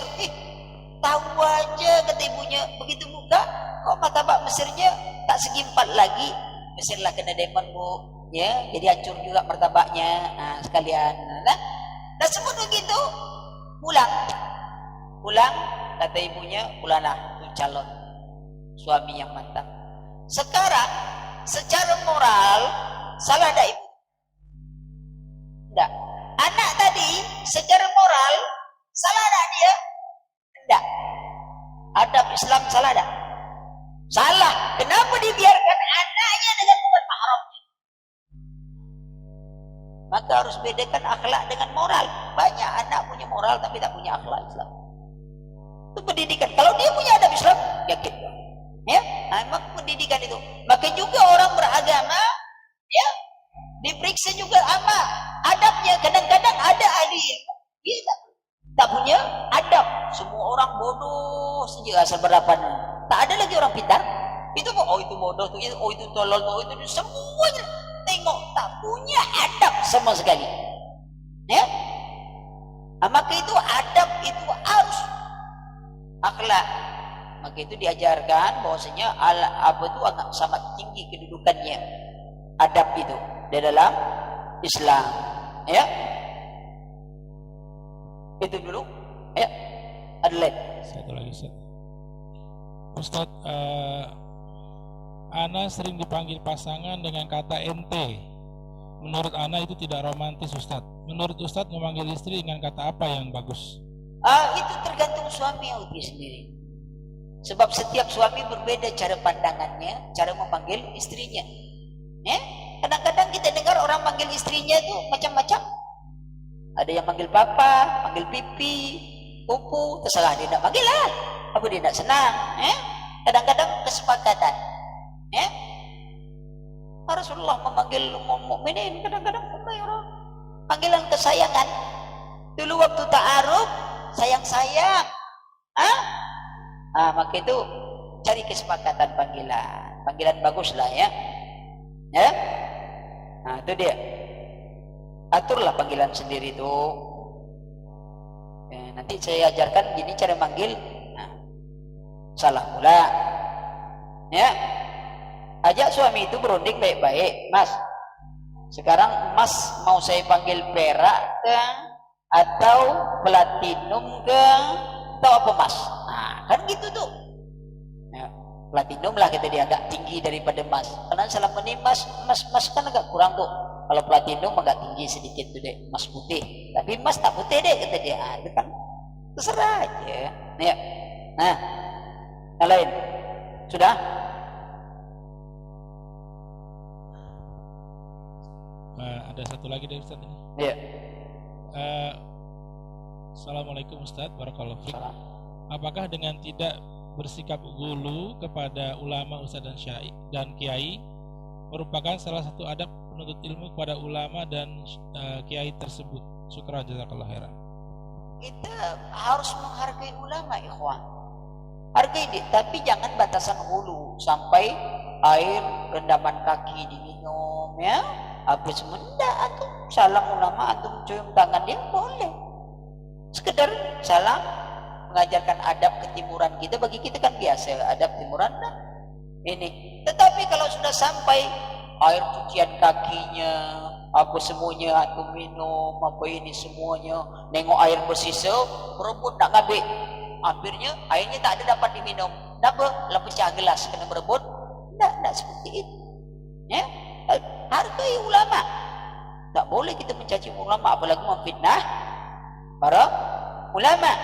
Yang masalah bagi kita adalah kehuluan, melampaui batas dalam memuji, sehingga cerita maupun macam-macam yang muncul. Ya, hebatlah, saktilah, inilah, itulah. Ini yang harus kita jaga. Namun kita harus menghormati ulama. Ya, sopan, dudukkan orang dengan kedudukannya. Ya, itu saja. Baik Ustaz, mungkin bisa disampaikan kesimpulan dari kita hari ini. Subhanakallahumma wa bihamdika asyhadu an la ilaha illa anta astaghfiruka wa atubu ilaik. Wassalamualaikum warahmatullahi wabarakatuh.